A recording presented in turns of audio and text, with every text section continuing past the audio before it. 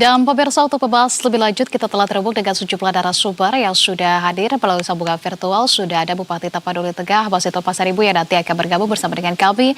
Kemudian Kepala Biro Humas dan Komunikasi Publik Kementerian Agama, Tobib Al-Asyar, serta Kepala Pusat Data Informasi dan Komunikasi Kebencanaan Badan Nasional Penanggulangan Bencana Abdul Muhari. Pak Aam, selamat malam Bapak-Bapak sekalian. Selamat malam. Selamat malam. Baik, yang pertama saya ingin ke Pak Tobib terlebih dahulu. Pak Tobib, kita tahu ini merupakan hari perayaan Natal. Mungkin yang pertama Pak Tobib dapat disampaikan kalau dari Kemenek sendiri memaknai terkait dengan perayaan Natal di tengah bencana yang tengah dialami oleh saudara-saudara kita saat ini di Sumatera. Seperti apa Pak Tobib? Baik, terima kasih Mbak Anissa. Terlebih dahulu tentu saja kami mengucapkan selamat merayakan Natal bagi saudara-saudara kita yang merayakannya ya. Bagi Kementerian Agama, Natal ini bisa dimaknai sebagai momentum yang bukan hanya sebagai sebuah peristiwa spiritual semata, ya, tetapi juga memiliki pesan-pesan kemanusiaan ya, dalam bentuk empati maupun solidaritas. Ya. Setiap peristiwa keagamaan di Indonesia ini ada percampuran atau bahkan elaborasi nilai-nilai kebudayaan yang syarat dengan makna ya. Apalagi di tengah bencana yang dialami oleh saudara-saudara kita di Aceh dan juga di Sumatera ya. Yang tentu saja kita berharap bahwa Natal ini kita bisa lakukan lebih sederhana, bersahaja gitu ya, sebagai bagian dari empati kita kepada saudara-saudara kita, agar kita juga ikut terpanggil ya untuk melakukan kebersamaan dan solidaritas sosial untuk masyarakat yang terdampak bencana. Ya, oke baik. Kalau begitu saya juga ingin mengupdate ke Pak Aam ya. Pak Aam, ini kalau penanganan bencana kali ini juga di waktu yang bersamaan dengan perayaan Natal, apakah kemudian dari BNPB ada upaya khususkah kepada warga khususnya yang mengungsi kemudian juga yang merayakan Natal di tenda-tenda pengungsian seperti apa Pak Aam? Iya, khusus untuk saudara-saudara kita di Sumatera Utara, Tapanuli Raya, Purga, Tuntutan, Mandalika, memang dalam terakhir ini tim gabungan kita yang ada di 3 provinsi, memang di Sumatera Utara itu memastikan tempat-tempat ibadah yang masih bisa digunakan, karena ada beberapa ibadah yang memang dibangun ulang.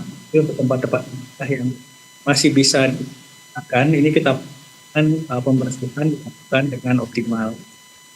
Personil Polri beserta berat di beberapa bekerja hingga 18 jam untuk memastikan sarana ibadah ini benar-benar digunakan dengan saudara kita yang merayakan Natal. Dan tentunya kita di beberapa memang tempat ibadah yang sudah kita pembersihannya dari tadi akan untuk misa maupun perayaan Mbak Anissa. Pak Aam, tapi kalau di tempat-tempat ibadah seperti gereja yang tampak begitu dari seluruh wilayah yang ada di Sumatera, khususnya adalah di Sumatera Utara begitu ya, yang mayoritas adalah umat Kristiani begitu, apakah kemudian masih ada gereja yang kemudian digunakan oleh para pengungsi namun memang masih beralaskan kemudian mereka adalah lumpur-lumpur begitu yang memang cukup kesulitan juga begitu ya untuk kemudian dibersihkan atau seperti apa Pak Aam? Untuk kondisi sedimen dan material bawaan banjir untuk titik fasilitas ibadah yang memang kita anggap masih akan itu sudah bersihkan. Memang beberapa di mana pengungsi di samping gereja, dan ini upayakan tempat pengungsi benar-benar bisa layak dan masyarakat pada kita yang merayakan Natal yang kebetulan di samping gereja tidak terganggu artinya perayaan Natal oleh kondisi ini masih terbatas. Selain itu Mbak Anissa, kita juga mengoptimalkan sarana atau akses jalan. Saat ini kami boleh sampaikan bahwa untuk Sumatera Utara khususnya Ya. Ini jalan nasional secara umum ini sudah ya. Memang ada beberapa jalan provinsi, kabupaten kota yang dari penanganan.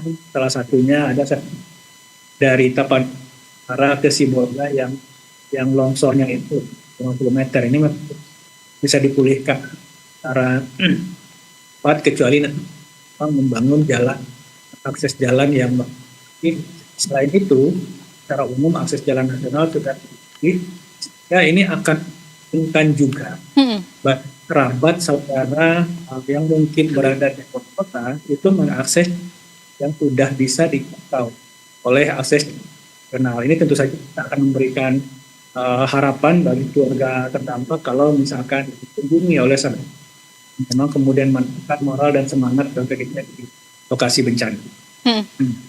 Oke, baik. Kalau begitu saya ke Pak Tobib. Pak Tobib, tentu kita menyadari ini bukanlah waktu yang mudah begitu ya bagi saudara-saudara kita yang merayakan Natal di tenda-tenda pengungsian, kemudian juga di lokasi bencana. Tapi apa pesan khusus mungkin yang disampaikan oleh Kemendak terkait dengan kondisi ini? Karena memang sejak kemarin begitu kami mengulas, kemudian juga kami memantau langsung juga keberadaan dari para warga-warga terdampak. Mereka memang ada suka, ada cita, namun memang mereka juga diselimuti juga dengan rasa duka mereka karena perbedaan situasi yang mereka rasakan saat ini. Namun penguatannya mungkin pesan-pesan yang bisa disampaikan dari Kemenak terkait dengan hal ini seperti apa Pak Tobib? Kementerian Agama tentu menyampaikan rasa empati ya dan doa yang tulus kepada saudara-saudara kita yang sedang merayakan Natal dalam suasana yang duka. Ya. Tentu kami juga berharap bahwa perayaan Natal ini bisa dilakukan dengan lebih sederhana, dengan kebersahajaan, dimanapun berada sebagai rasa empati kita. Kekuatan peristiwa keagamaan seperti Natal bukan terletak pada kemegahan pesta tentu saja ya, tapi melainkan pada suatu ketulusan hati ya. Yeah.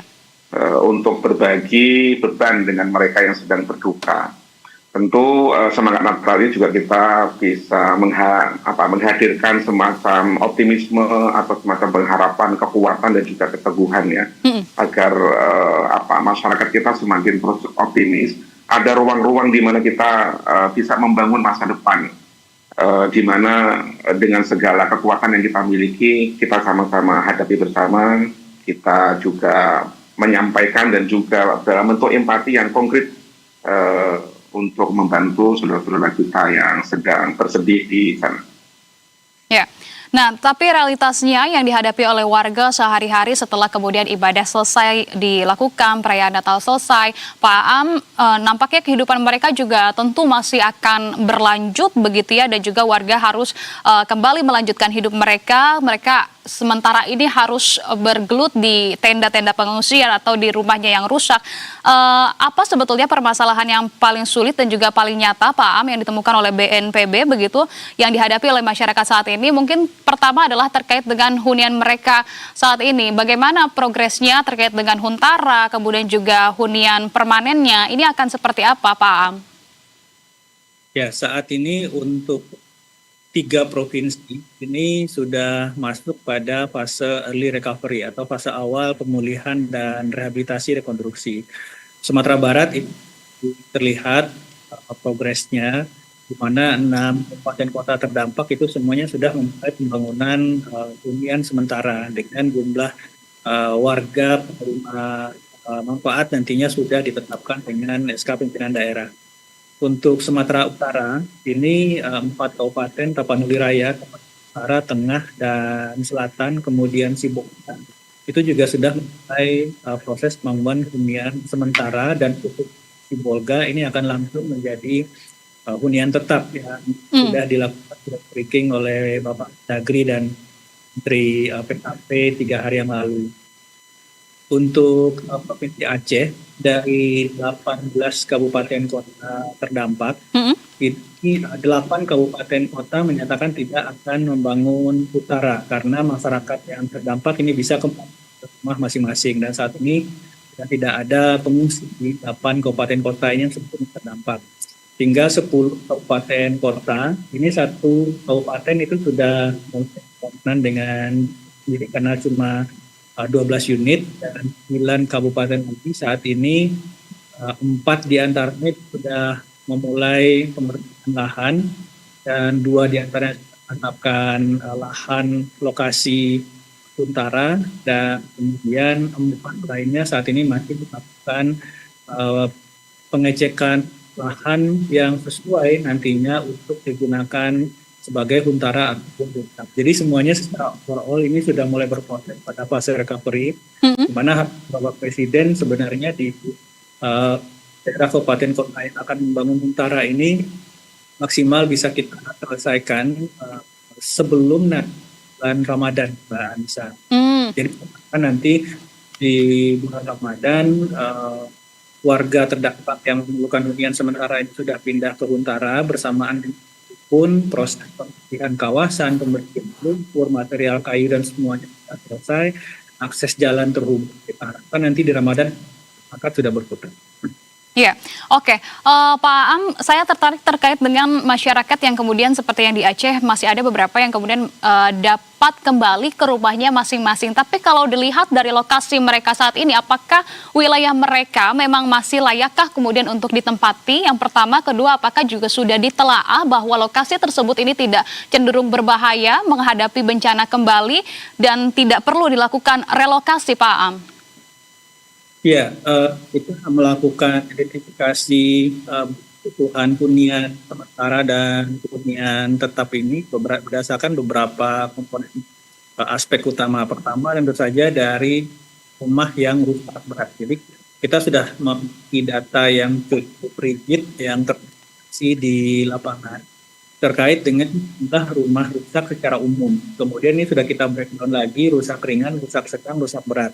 Nah, bagi saudara kita yang rumahnya rusak ringan dan rusak sedang, ini kita sudah melakukan telahan. Nantinya ada beberapa dari saudara-saudara kita ini yang bisa kembali ke rumah masing-masing, khususnya yang rusak ringan hanya terdampak genangan banjir yang tidak rusak. Karena ini merupakan banjir tahunan untuk daerah-daerah atau rumah terdampak di kawasan yang rusak ringan atau terendam di bawah 10 cm misalkan, ini akan diberikan insentif perbaikan rumah yang nantinya juga akan disertai dengan perbaikan kawasan di saat rekonstruksi secara umum di kabupaten tersebut dilakukan. Jadi akan ada rekayasa pembangunan kembali infrastruktur keairan, misalkan badan sungai yang dinormalisasi, kemudian tanggul sungai dirancang sedemikian rupa dengan periode ulang banjir yang lebih lama sehingga ketinggian tanggul sungai bisa kita atur, penanaman vegetasi dan ya, sehingga nanti kawasan rumah-rumah terdampak yang rusak sedang dan rusak ringan ini bisa kita antisipasi dengan pemulihan kawasan dengan memperhatikan aspek mitigasi bencana. Nah, berikutnya rumah yang rusak berat inilah yang menjadi sasaran target penerima manfaat untuk relokasi, baik itu utara maupun tetap. Nah, ini juga kita sudah memiliki datanya, sehingga di beberapa kabupaten kota tadi, memang untuk utara mereka tidak mengajukan di 8 kabupaten kota di Aceh. Tapi nanti juga untuk Huntap itu sedang dipastikan daerahnya yang benar-benar aman karena ini akan jangka panjang. Untuk sementara nanti saudara kita yang rumahnya rusak berat, tetapi saat tidak mendapatkan Huntara, itu akan dana tunggu hunian namanya. Itu sebesar Rp600.000 per kakak per bulan. Digunakan, misalkan saudara kita ini tinggal sementara di rumah kerabat atau tinggal sementara di rumah saudara atau dan seterusnya. Ini akan diberikan dana tunggu hunian. Tetapi dana tunggu ini tidak akan diberikan untuk mereka yang kemudian diberikan Huntara. Jadi ada beberapa skema supaya keseluruhan opsi yang diinginkan oleh masyarakat ini bisa tetap menjamin mereka bisa memenuhi kebutuhan dasar mereka sehari-hari, Mbak Anissa. Ya.